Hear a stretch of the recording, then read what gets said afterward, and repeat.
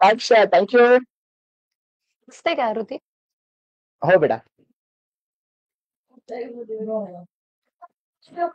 ठीक आहे.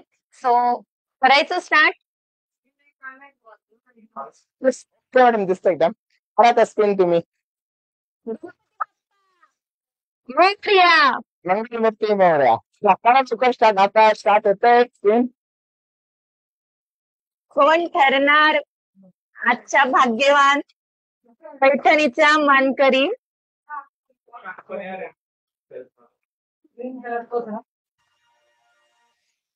133. 133. कदम मॅडम.